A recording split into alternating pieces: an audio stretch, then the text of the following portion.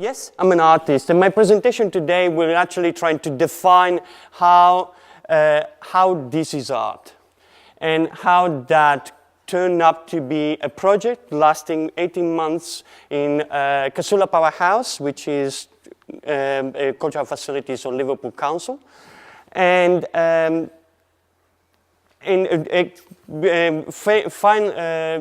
coming to a conclusion with an exhibition back in 2012, finishing off in January 2013.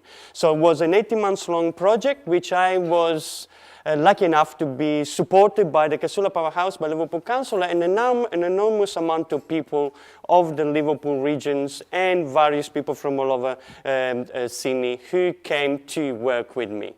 Okay, so what I've been doing is this statement over here, a kind of a fancy way to excuse my action in art processes. Is a way that I can, as an artist, bring forward change, and because I'm an artist, can get away with it. So, oh, there's also, that's my name, we can just keep forward. So just a bit of a general understanding of how it came to be. Quite often, you know, when I present my work and I tell, what do you do? I'm an artist. Okay, what do? You paint? No. I'm a storyteller. And you're librarians, you will like that. But I'm a storyteller in a sense that I connect with people, collect the story, and share them back. And that action is my art process. The very action of collecting stories and bring them back, that very action is the art item, okay? Believe it or not, I can call it art and get away with it. So I do lots of things, and my background is pretty much activism. And these days, I'm a storyteller because it's easier to talk to people in smiles and funny stories rather than bang against the wall, yeah? Anyway, so I've been involved with lots of things. Squarespace is a collective, been going on for 12 years plus. We used to run bus tours of Redfern as art. We also used to run this film festival for 10 years. Big Fat Press is a printing press, it's still on now, just being housed by the City of Sydney in a new location. We've done all sorts of things. We work a lot with accessible art, providing facilities for artists otherwise skilled. And Greenspan Artwork was a project we did in 2011 with production budget from performance space in City of Sydney, looking at the history of green bands. With that printing press, we collect oral histories and bring them back to the public. With weeds is where I have fun. Weeds, this is what we're here for. Wild stories come from weeds. Wild stories is the new reincarnation of a long-standing concerns of mine as an artist, looking at how different culture, obviously I'm not Australian, yeah? You can tell by my accent, yeah? I'm Italian. Moved over here about 20 years ago, moved over here from a farm, moved over here with straight, direct connection with specific plants. In my case, dandelions, nettle, blackberries, mulberries, the usual, yeah? The usual weeds. I, as a farmer, relate to them as resource. In environmental terms, in this country, in legislative terms, in this country, they're regarded as weeds. Therefore, disposable resource. I stood up and said, hey, hold on, these weeds have a cultural value and also environmental value, but you know, someone else argued that. I argue for the cultural value. And they're actually useful to foster environmental belonging and cultural identity. Yeah? Through weeds, we relate to plants. Ask any Lebanese lady about wild fennel. Ask any Polish person about wild mushroom. Yeah? We talk about direct relationship with plants. Ask any Italian about dandelions. Direct relationship with 2 generations ago, old ladies go in the park, collect the plants, and their sons go, don't do that, you're embarrassing me. Yeah? 2 generations after, their sons and sons of sons want to learn back the knowledge. Because we now know we need to shrink our need of resources and take advantage of whatever we got given, yeah? The water things that Michael Mobb was talking about before is very, very much related to that. Take advantage of what you got given, yeah? Don't wait for something else to come into your property. So weeds, the whole concept it's straight from gut feeling. That's the main driving force. For many years I was just being scorned, and these days are kind of, you know, it's slowly changing, yeah? It took place in all sorts of things. As an artist, I can do pretty much anything and get away with it, as I said before. So it took away in collaboration, in social media interaction, in online presentation and database. I did lots of performance and tours. I take people out and do lots of walk in the park and tell people what they're looking at. Yeah? As an environmental educator, you do just the same. As a matter of fact, I do lots of tours to environmental educators and bush regenerators who, and they actually find that I have something to offer. You know, just bringing forward new readings of the plants living in the environment, not just good, bad, yeah? So I also talk in scientific and academic forums and ongoing research, and these days I collaborate a lot with chefs, alternative medicine people, and craft people, weavers, beer brewers, soap makers, and so forth, witches, and it makes sense, and it goes forward. Things like that makes it hard. Things like that was an exhibition I performed, Carriage Works. What was that? 2010? 2008? Hanging Gardens. This was quite simple idea. Collaboration with Makeshift, two lovely guys, and we decided to just, was a week-long project, 2 weeks long project with a festival at the end. We decided to collect stories of people and that they had with their own personal house plants, okay? We all have our own special pet plant, okay? You go home, you have it on the windowsill. It's so special that if it dies, you would not feel happy with yourself, yeah?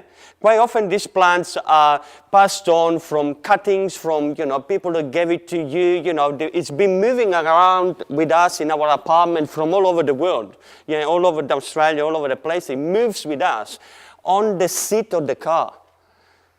Yeah? When you move the house, you don't give it to the removalist. You put it on the seat in the car with you, okay? That's a special plant pet, okay? It might not be anything special, it's just a special plant, okay? So what we decided is just do a call out for these special plants and their special stories. People came back with incredible stories, really seriously incredible relationship with plants, okay? Somewhat, that was one of the sitting points of Wild Stories. Hanging Gardens and Other Tales was called the work. We asked for the people to come with their plants, and we offered the plants a holiday with a whole bunch of plant mates. And if you come with the plants, can you please write us, handwritten, wow, unheard of, handwritten note about your personal relationship with that plants. The stories were beautiful. So this story, for example, from an 83 years old lady, whose special plants is these old succulents, which is pretty much the only plant she can deal with in her hands. And it's a very personal relationship that she had with these plants that she keeps carry on their own relationship with nature, yeah? Something that she can relate to. We talk to plants, even if we don't really want to say so. And beautiful story as such. It's quite interesting that many of these plants are self-starters. Quite interesting, many of these plants that we care for are not really the good ones. Like this particular one, that's Mother of Minions. That's a Declanoxys weed. You know that, do you, environmental people? And yet, that plant is important. It's got a role much beyond legislation and how we see environment, yeah? And have a dictated relationship with the environment here in Australia, dictated by environmental guilt and post-colonial guilt. wrap it up into it, yeah? But anyway, moving forward, weed killer pest control, that's the first steps of my looking into, we go back 14 years, wow, 13 years. This is my first thing that I did with weeds, and was an audio tour when we still had around with the cassette players, the CD players, yeah? Ancient history. Went on to do walking tours around the environment, to just presenting, still national park style, presenting the story of the plants, but this time I'm not talking about the gum trees, I'm talking about the weeds. Yeah, I'm talking about botanical reality here, yeah? Went on to work with incredible people. This is Jim Wallace, one of the most educated people in terms of indigenous relationship with plants, yeah? He's a master weaver. He's the person who's teaching back the craft in the community, yeah? He's an old dude. He's got a sore knees these days, so I was quite lucky to just go around with him for several times, and he's a man of much knowledge, and I think humbled. Went on to create all sorts of self-guided tools, purposely, from a media point of view, engaging with all of the education, the amount of money education departments spent to how to control and destroy weeds, me integrating in the same environment, I'll teach people how to use, collect, and foster civil engagement with environment. So rather than control weeds with poison, you control weeds by harvesting. Things that we've been doing forever. It sounds incredible, isn't it? But that's pretty much what's always been happening. Run lots of tours, took lots of pictures of myself in front of weeds, and it takes me all the way to wild stories. This is me with Costa. There it is. Blowing dandelions with Costa, one of the highlights. That's the best artwork yet. That picture, yeah? How is that art? Whatever. Okay, so one story happened at Casula Powerhouse because of my long-standing relationship with Casula Powerhouse. I've been working with the guys since 99, yeah? I did, with my little daughters, we did self-guided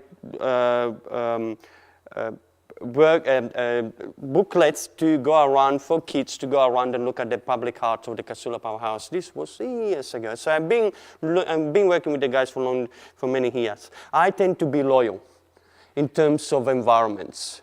So I keep going back to the same places. Yeah, and there is reasons for that. Yeah, I'm one of the believers that as humans we should just stop walking around. We should just stay still, stay put. Yeah, and start to engage with what got given. Yeah, but anyway, so keep going back to Casula Powerhouse. These days threatened by enormous new container terminal at Casula Powerhouse. But that's anyway. Georges River, ran lots of tours over there, and in a period of 18 months, I organized an enormous amount of workshops. Wild Stories was the title of it. I decided back then to just move forward. Language is something you understand, librarians and educators, yeah? Move forward from the weeds as point of reference to wild. All of a sudden, all of my message was digestible. I wasn't talking anymore about not good plants or unruly plants or plants that they become problematic. I was talking about resources, wild, coming by themselves. Yeah? And all of a sudden, the whole message just became more digestible. People started to engage with it in a different way. So I ran lots of workshops looking at wild medicine, wild beauty, as in cosmetics and things like that, wild food, as in collaborating with chefs, wild craft, as in collecting for weaving and so forth. There's a very old weaving garden being planted on the shores of Casula Powerhouse. And all sorts of things. Some of the most popular workshop I used to run was to take people out and spread the stories being passed on to this country by the Polish population. Go out for wild mushrooms. So we start off early in the morning, fill up a bus, go down to the south to state forest to collect wild mushrooms, which, if you have Polish background, you do not need to teach you the story. You would have done it. You know what I'm talking about. These 2-3 generations been going along. Yeah, if you're Italian, chances are you don't need me to tell you where to get the edible mushrooms, yeah? Anyone else is kind of just lost. There is an enormous amount of cultural guarded knowledge which does not get passed along, okay? And is kind of specific to cultures and kind of important to cultures. Brings back to what I was saying before. Cultural belonging, environmental identity, where people, through plants, connect to place. And through connections, start the whole process of respecting, care, and looking after it. Knowledge empowers people. If you just give people the tools that this is native good, this is non-native is bad, you just create kind of a division, just I need to kill, no, kill nothing. Be quiet. As a lawyer said in a beautiful TED talk, actually, a while back, a lawyer turned environmental foraging advocate. In America, she said, be humble in place of nature. Yeah, human. Things like that happen all the time. I love these little girls. She loved the wild fennel seeds, and she started collecting the whole things. Kids love it. Kids love it. Old people love it. People from all kind of cultures love it because they can relate to it. Yes, particularly if you're not first generation Australian or first generation born here. You can connect to it because you can find your way, you can understand what it means. In other cultures around the world, this collecting from the wild is kind of less demonized, it's less, regarded as a wog thing to do. So, so all people love it, different community love it, chefs love it, environmentalists love it, survivalists love it. That was 2012. I used to get quite a lot of survivalists coming along in full fatigue, with the no back home backpack. And that's true. Coming, stay in the background, making sure they don't miss any information. Yeah, because most of it, they know it themselves, but they just wanted to know if there was something they needed to know. Apocalypse did not. We got 3 minutes. Apocalypse did not come. So the zombie didn't come, we didn't need to turn vegetarian. So, so this is the exhibition, what actually happened, and the exhibition was a whole collection of material we collected for a year and a half, okay? So this, as I said before, I work a lot on Facebook and social media. This is the Facebook wall of a year and a half engagement with community put on a wall. Okay, that's an edited version, yeah? The whole wall would have been something like 25 meters long. I shrunk it down to 18 meters. So this is just all of the talk that we had throughout the year and a half. This is some of the projects, made videos. This is collecting food. This is a bark canoe down in south, made down south, one of the first bark canoe to cross on the Shoalhaven River. This is headpieces in remembrance of King Lear. Madness, who crowned itself of weeds. Weeds have a long-standing cultural significance, and actually wild gardens where they took around and where you put names on the things growing.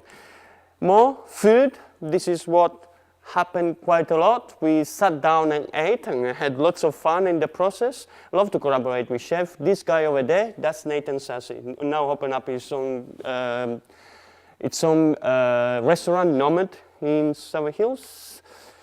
Collaborate with people who make drinks as well. And this is where it is now. This is where it is now. So one story happened.